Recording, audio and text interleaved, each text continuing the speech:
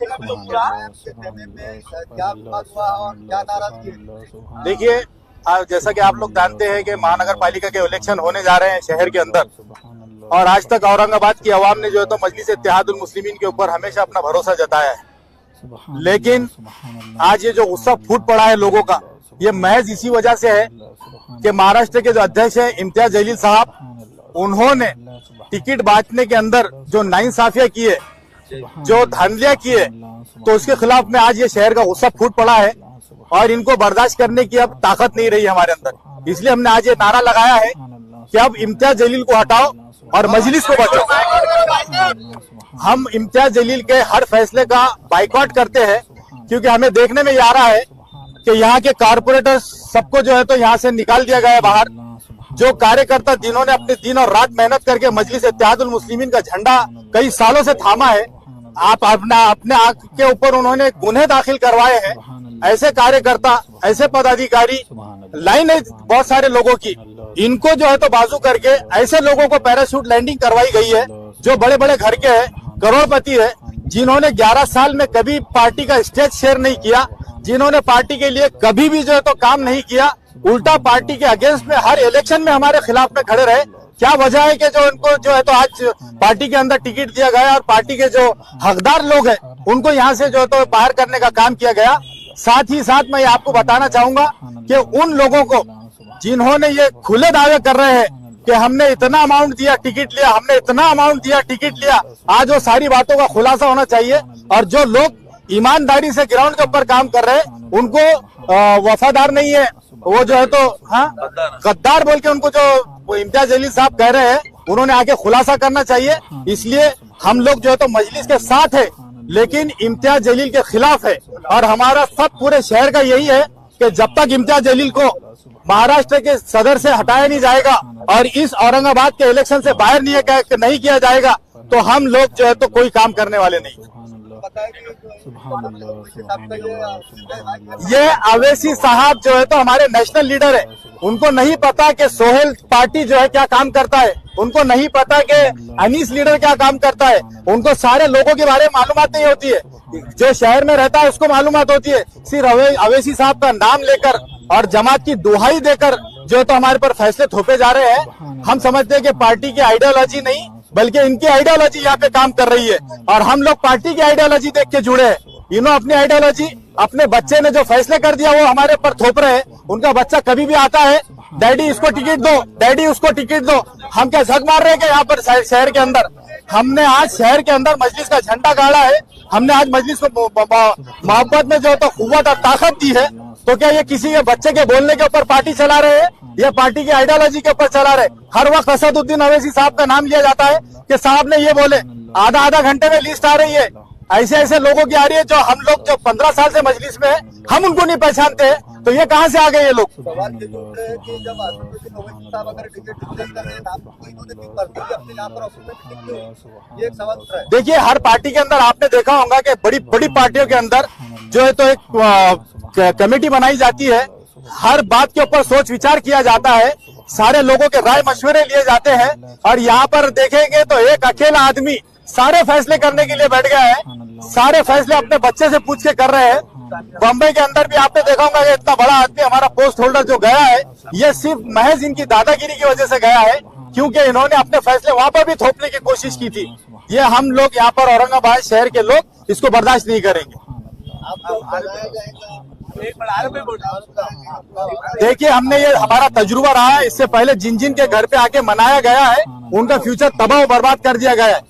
हमारी एक ही डिमांड है कि जो शहर का फ्यूचर खराब कर रहा है, जो नाइंसाफियां लगातार कर रहा है, उसके खिलाफ में जो तो हम लोग है थे और रहेंगे इंशाल्लाह। और हमारी मांग यही है, जब तक इनको हटाया नहीं जाएगा सदारत से भी और इस इलेक्शन से भी, जब तक हम लोग मानने वाले नहीं। इस्तीफे की बात नहीं, मैंने आपको पहले कहा हम मजलिस के साथ में थे, मजलिस के साथ है, लेकिन इम्तियाज जलील को हटाएंगे उसके बाद फिर हम मजलिस से जुड़ेंगे। देखिए, इस बार के कारपोरेशन के जो इलेक्शन होने जा रहे हैं, इस इलेक्शन के ताल्लुक से पार्टी के जितने वफादार लोग हैं और जितने कारपोरेटर हैं, 2020 से बॉडी नहीं होने के बाद में भी नासिर सिद्दीकी साहब की क़यादत में जमीन पे जिन्होंने काम उतारा है, जमीन पे काम उतार के मजलिस को जिंदा रखा है और आज सबसे बड़ी बात यह है कि जितने लोगों ने नासिर सिद्दीकी साहब का साथ दिए, नासिर सिद्दीकी साहब को अल्लाह तबारक तआला ने जो शोहरत से नवाजा, सिर्फ इस शोहरत से हसद और जलन रखते हैं इम्तियाज जलील। उनको ये लग रहा है कि कल को ये मेरे कॉम्पिटिटर ना बन जाए। उन्होंने जमीर खादरी का टिकट सिर्फ इसलिए काटे कि जमीर खादरी बहुत पॉपुलर हो रहे हैं, कहीं वो कल आमदार ना बन जाए। आरिफ हुसैनी को लोग चाह रहे हैं, कहीं आरिफ हुसैनी आमदार ना बन जाए। अयूब भाई जो हमारे एशियन वाले, उन्होंने कांग्रेस में थे, उनको वादा करके पार्टी में लाए कि आपको हम ईमानदारी से टिकट देंगे। उनका टिकट काट के लाखों करोड़ रुपए में पार्टी का हेरफेर हो रहा है। मेरे को आप बताइए, पार्टी के तमाम कारपोरेटर को वापिस, तमाम ओहदेदारों को वापिस। और इम्तियाज जलील साहब, आप किस घमंड और किस तकब्बुर की जिंदगी जी रहे हैं आप? अल्लाह ने अगर आपको इंसाफ करने वाला बनाया था तो तुमने ईमानदारी से इंसाफ करना था। तुमने तमाम लोगों की जितनी मेहनत है उनका सौदा किया आपने। तमाम लोगों ने मस्जिद के लिए जितना खून और पसीना बहाया है, आपने उसका सौदा किया है। और मस्जिद इत्तेहादुल मुस्लिमीन यानी के असद अवैसी साहब की क़ियादत को, असद अवैसी साहब के नजरियात को हम मानते हैं। कल तक हम आपके साथ थे। आपने कल टिकट कटने के बाद मेरे बयान देखे होंगे, नासिर सिद्दीकी साहब ने खास तौर से कहा था कि अपने सब ईमानदारी से मस्जिद के साथ रहेंगे, इलेक्शन के बाद काम करेंगे। आज जो हमारा गम और गुस्से की वजह क्या है कि जब इम्तियाज जलील से पूछा जा रहा है कि आपने वफादार कॉर्पोरेटर्स के और जिम्मेदारों के टिकट क्यों काटे, तो कह रहे हैं कि सब गद्दार है, सब गद्दारों ने बेको हराया। आप है कौन? अरे आप मजलिस के उम्मीदवार थे, बल्कि 92,000 वोट आपको मिले। नासिर सिद्दीकी साहब मजलिस के उम्मीदवार है, बल्कि 80,000 वोट मिले। आपके अकेले की कोई अहमियत नहीं है। आप पार्टी से हटिए, आप ओहदा छोड़िए और कल मैदान में आइए, 2,000 वोटों को आप तरस जाएंगे। इस घमंड और तकब्बुर में मत रहिए आप। आपने इंसाफ नहीं करे, इसलिए सब लोग आपके खिलाफ। और हम नासिर सिद्दीकी साहब की क़ियादत में जो ईमानदार वफादार मजलिस के लोगों ने फॉर्म भरा है, हम ऐसे वार्डों में जाके उनकी मदद करेंगे और वो लोगों को जिताने की पूरी कोशिश करेंगे।